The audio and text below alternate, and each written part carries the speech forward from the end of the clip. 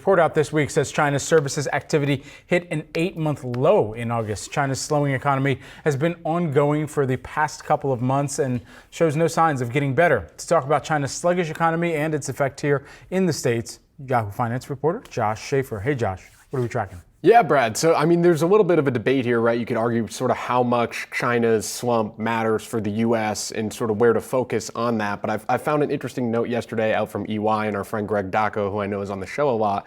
And he sort of pointed out that, well, when you look at the distribution of GDP, if China were to see a significant downturn in GDP, when we're tracking things like services, we're tracking economic growth, right? So if we're tracking that to fall down, then you wouldn't see that big of a decrease in U.S. GDP, but you have to consider if China were to slow down, how it would impact other countries. And that was sort of what stuck out to me. And so essentially what he said was if economic activity significantly turned down in China, then maybe it would turn down more globally.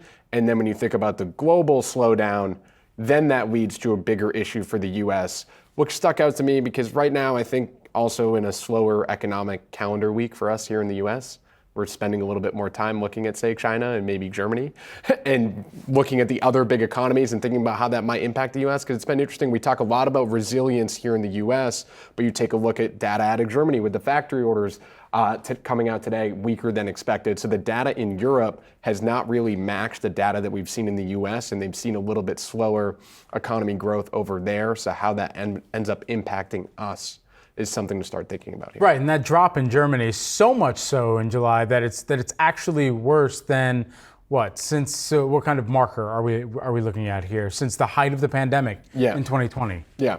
And so to think about that, and that's the third largest economy in the world, right? So that economy starts slowing. That means that they're going to start also slowing where they interact with other countries. And then eventually at some point that comes back to root here in the U.S. would sort of be the theory there. Now we're obviously extrapolating a little bit far right now and wondering where it comes down the line. But it'll be interesting and something to track. Sure. Right, and it's been U.S. consumers up until now that have sort of made the U.S. economy more resistant to all of these things we're talking about, seemingly, right? At least that's what it feels like up until now. So I guess it's all of these sort of marginal things that have to keep working. So if the U.S. consumer, as some are predicting, work down their excess savings, have to start paying back student loans, and then that sort of gives. At the same time, the U.S. companies that rely on China or Germany are also rolling over, then perhaps could start to become more of an issue. And the other interesting sort of rabbit hole I went down yesterday, just thinking more about this and a lot of the coverage that's been out there about the Chinese economy and why it hasn't been working, something that stuck out to me when we talk about the consumer, is just how different that Chinese consumer is and what they're willing to spend on versus the revenge spending we've seen in the U.S.